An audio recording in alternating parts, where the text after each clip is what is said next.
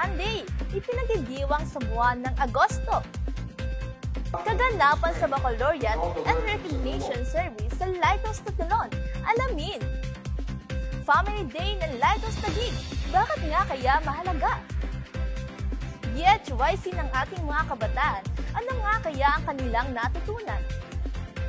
In-service training ng mga teachers sa Tipas National High School, ano nga ba ang naging bahagi ng ating eklesiya? Buwan ng Agosto ay buwan para sa ating mga pamilya. Mga kaganapan monthly fellowship ng Lighthouse 2, alamin! Thanksgiving First Fruit, 3 weeks na lang! Nagbabalita mula sa Lighthouse Tagig. Magandang araw sa inyo lahat. Ako, si Celestine Lawag, magbabalita sa inyo ng mga kaganapan sa ating eklesiya. Tuwing sasapit nga ang buwan ng Agosto, ay isa sa focus ng ating eklesiya ay ang kahalagahan ng ating mga pamilya. Kaya naman noong nakaraang linggo, August 20 ay ang ating Family Sunday. Nagkaroon naman ng pagkakataon ang bawat pamilya na magkaroon ng family picture kasama ang ating mahal na pastor at kanyang may bahay. Gamit ang photo booth na inarrange ng Arts and Decors Ministry, di rin mawawala ang salita ng Panginoon na ibinahagi ng ating mahal na pastor na pinamagatang, "Where should our family be established?" Idinangos naman ang Baccalaureate and Recognition Service noong August 20 sa Lighthouse Tagig. Ito ay upang ma-recognize at bigyan parangal ang ating mga estudyante na mga nasipagtapos at nagbigay ng kahusayan sa kanilang pag-aaral. Para sa karagdagang detalye, iuulat ito ni Eunice Delphine. Narito po ako ngayon sa Baccalaureate Recognition Sunday ng ating Mother Church, Lighthouse Bible Baptist Church sa Talon, na may temang Growing Grace and in Knowledge of Jesus Christ, Hold fast the confidence and the rejoicing of hope, stand firm unto the end. Binigyan ng parangal ng mga estudyanteng nakapagtapos at may mga parangal mula sa iba't ibang Lighthouse Works. Ngayon ay kasama natin ang isa sa mga nabigyan ng parangal na si Ate Diane Rosel at siya po ay magbabahagi ng kanyang testimonya at karanasan. Sa pamamagitan ng pakikinig ng mga salita ng Panginoon, natutulungan ako nito mag-move forward sa aking pag-aaral kasi nga may mga lesson dito na natutulungan ako which nakaka-relate sa akin.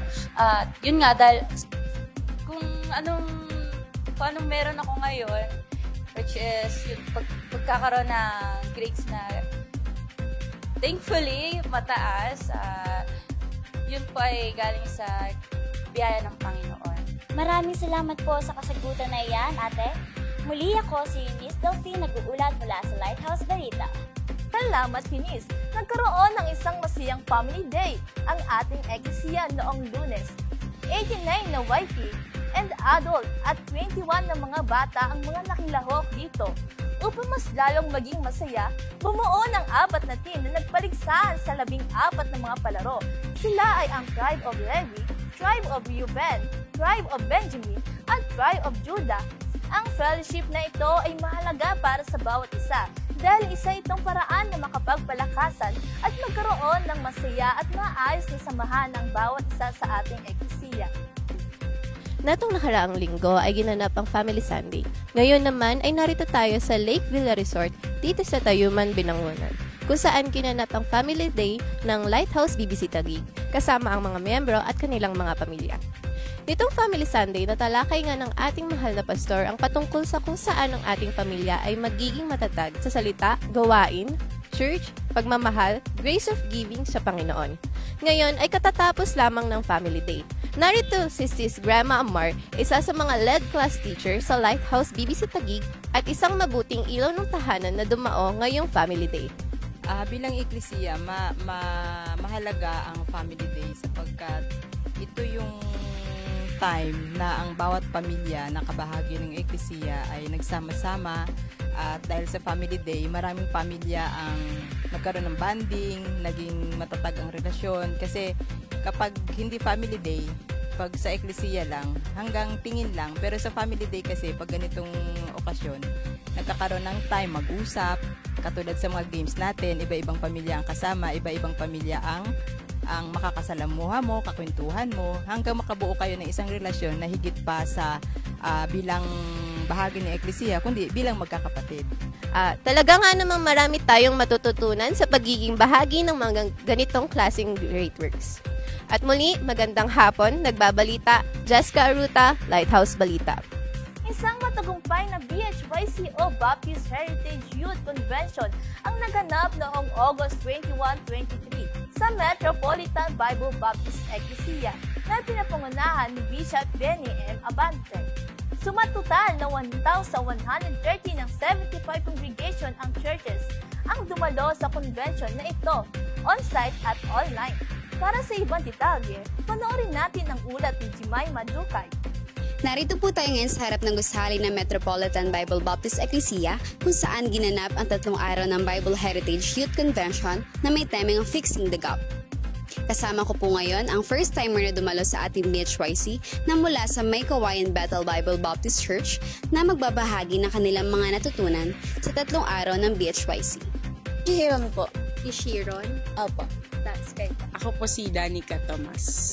So, yung natutunan ko po from day one is, nauna ka pong maging anak ng Panginoon Diyos bago naging estudyante. So, parang hindi magiging valid yung reason na uunahin yung schoolworks bago yung ministries. Kahit ano pong mangyari, maging professional ka man, pagkatapos mo ng studies, kailangan mo pa rin unahin yung Panginoon. Ayun. So, yung natutunan ko naman po nung mahalaga po yung kaluluwa na ayun nga po, kahit na Kristiyano po tayo, lumaki po tayo sa church, hindi po natin minsan nangamalayan sa sarili po natin or nare-recognize totally minsan na hindi pa pala tayo saved. So yun, parang kailangan pa po talaga nating totally makilala pa siguro ang Panginoon sa buhay mo or mahanap yung sarili mo sa Panginoon Diyos bago mo malaman kung talaga bang save ako, ganyan. Kasi dalawang beses din ako na-save. So yun, yung pangalawang na-save ako is talagang naiyak ako kasi hindi pa pala ako totally saved. Tapos yung alam ko is saved na talaga ako kasi lumaki ako sa church. So ayun. So relate po talaga ako sa mga naging preaching sa the whole event po na to. Busog na busog ako spiritually. Lalo na nung day 1. Sobrang ganda ng message from Pastor Bong Scala, 'di ba? So yung Saved by Grace and syempre first time ko din makita si Pastor Benny Abante na sobrang galing talaga. As in makukuha niya yung weakness mo na yung weakness mo na sure ka ba talaga na sa langit ligtas ka, ganyan. Talaga ang galing eh. Pero yun, ako kasi na-save ako, 10 years old ako. Pero last year, dun ko shinure talaga na-save ako. As in na nararamdaman ko yung Holy Spirit sa buhay ko na kumikilo siya. Pero nagda-doubt ako kaya ako shinure ulit. Para sa pag-share ng mga salita, lalo na sa mga bata. So kami kasi, nagtuturo kami ng mga bata every Saturday. Extension classes yan. Kung nag-grow na kami dito, dapat lagi tayo nag-step up pa para mag-grow tayo patuloy. Hindi yung consistent. Maraming salamat po sa napakayamang biyaya ng Panginoon sa inyong binahagi, Ate Ishi at Ate Danica. Ako si Jemima Dukay, nag-uulat from Lighthouse Balita. Salamat, Jemima! Samantala na imbitahan naman ng ating mahal na pastor upang maging speaker sa in-service training ng mga guro sa Tipas National High School noong Martes, August 22.